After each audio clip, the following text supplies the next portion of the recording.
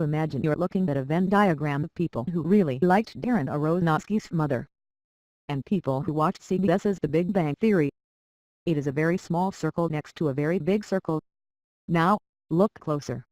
Closer. Closer. Do you see that tiny area of overlap? Do you see that there is one lonely person inside of it, waving? That's me. I like weird art movies that are maybe about annoying poets and about the Bible and might be saying something about herbalism. And I also like The Big Bang Theory. Well, sort of. Despite the show's popularity, when I tell people I sort of like it, they often react as if I had said, I have a raccoon in my desk. It does not have rabies, probably. By this, I mean that they are 1 surprised, 2 curious, 3 wary, and 4 gone quickly. And also that 5 I feel like they like me a little bit less. So as my gift to you, and so that you never again have to be the person on Twitter saying, is that still on? Who likes this show? I am stepping forward. It is still on. I still enjoy it. I am not sure whether I should. I watch screeners of it ahead of time. I own several seasons of it on DVD. The disclosure: the original title of this post was I Say Bazinga, They Say POTAH2. I say this to acknowledge that part of me is, always was, and always shall be a fan of the worst, dopiest, corniest jokes you could conceive of. Have you ever had a notion strike you along the lines of, the joke I just thought of is so stupid, and yet I am devastated that I have no one to tell it to? If you have, it's only because I am not beside you. Keep this in mind. It might be relevant. Bazinga, of course, is the catchphrase of Sheldon Cooper, played by Jim Parsons. Sheldon says it right after he makes a joke.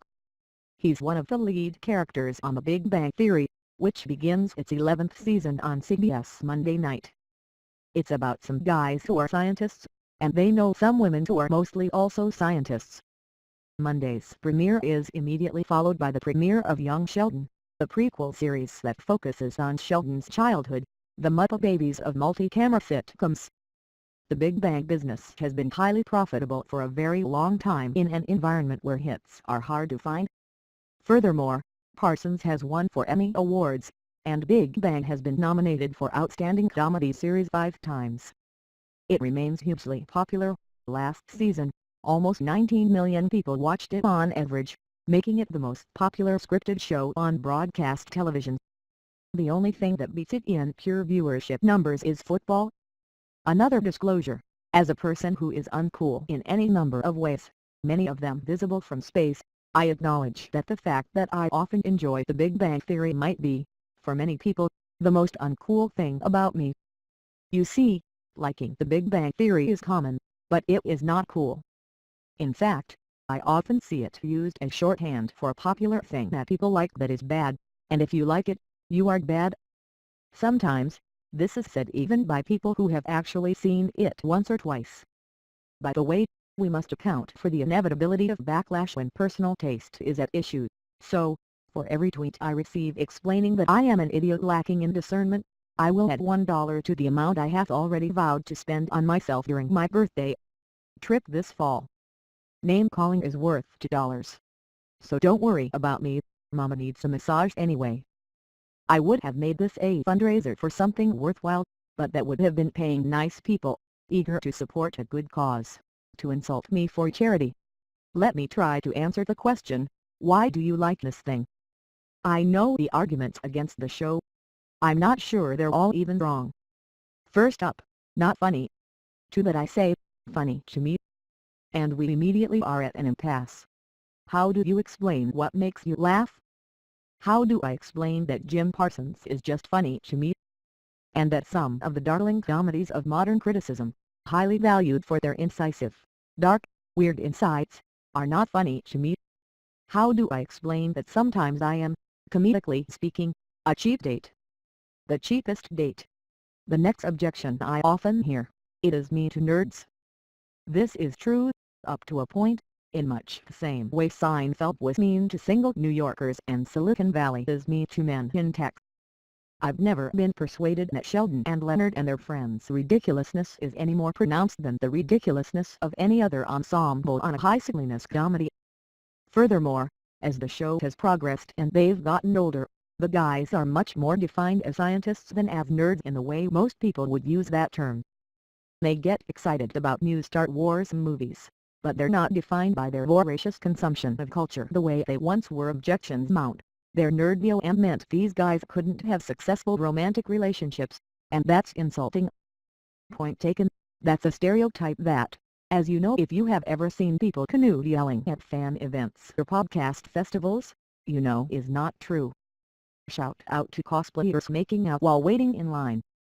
In defense of the show, though, futile and sometimes creepy horn-doggishness, as a theme, hasn't lasted. 3 of the 4 of the guys are now happily coupled and very much in love. 2 are married. Getting Howard, in particular, out of single mode, meaning he stopped being a gross aspiring player, did the entire program the world of good. It's probably in its treatment of relationships, in fact, and, by extension, women, that Big Bang Theory has changed the most from its original incarnation. It launched in 2007 as a show mostly about Sheldon and Leonard ogling Penny through her apartment door, but, as I wrote Gulp 7 years ago, it managed to improve itself quite a bit, making Penny funnier, giving her more personality, and changing her relationship to the guys from empty ideal to true friend.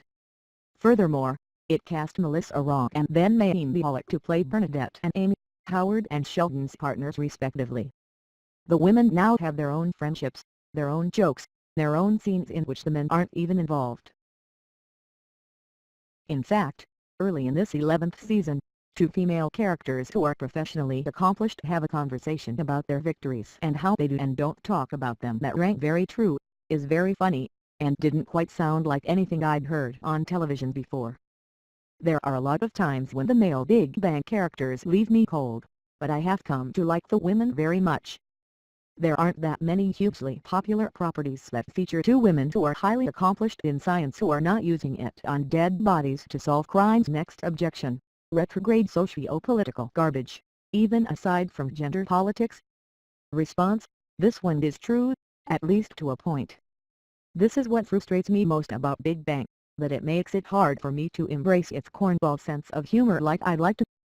It does often seem to take its cues on various issues, especially LGBT issues, as well as the deployment of Raj's accent, from about 1995.